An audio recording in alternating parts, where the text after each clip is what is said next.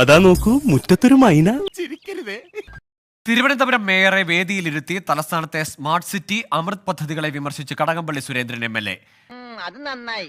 വർഷങ്ങളായി തലസ്ഥാനത്തെ റോഡുകൾ പൊളിച്ചിട്ടിരിക്കുന്നു. ഇനിയിപ്പോ റോഡിന് എന്തെങ്കിലും കുഴപ്പമുണ്ടെങ്കിൽ യാത്ര ട്രെയിനിലാക്കിയാൽ മതി, പ്രശ്നം തീർന്നില്ലേ? ഇനി എന്താ പ്രശ്നം? പദ്ധതികളിൽ വലിയ വീഴ്ചയാണ് സംഭവിച്ചത്. സ്വാഭാവികം. സത്യസന്ധനായ കള്ളൻ. വികസന പദ്ധതികളുടെ പേരിൽ നഗരത്തെ ശ്വാസം മുട്ടിക്കുന്നുവെന്നും കടകംപള്ളി സുരേന്ദ്രൻ കുറ്റപ്പെടുത്തി.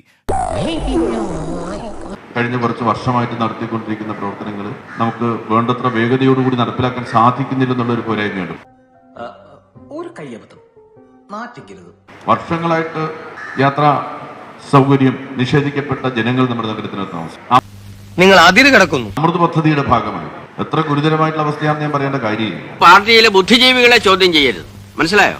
സിവറേജ് പ്രോജക്റ്റുകൾ നടപ്പിലാക്കുന്നതിന് വേണ്ടി നമ്മൾ കൊണ്ടുവന്നിട്ടുള്ള അമൃത് പദ്ധതി നടപ്പിലാക്കുമ്പോൾ 2, 3, 4 വർഷമായിട്ട് ജനങ്ങളെ തടവിലാക്കുന്നതായിട്ടുള്ള സഞ്ചരിക്കുന്നതെന്നും തടസ്സപ്പെടുത്തുന്നതായിട്ടുള്ള അവസ്ഥാവിശേഷം വരികയാണ്. ചില പദ്ധതികൾ നമ്മൾ തുടങ്ങി ആ പദ്ധതികൾ എവിടെയും എത്താതെ നിൽക്കുന്ന സാഹചര്യം. അച്ചടക്കമില്ലാതെ പെരുമാറിയാൽ അറിയാലോ, ഞങ്ങളത്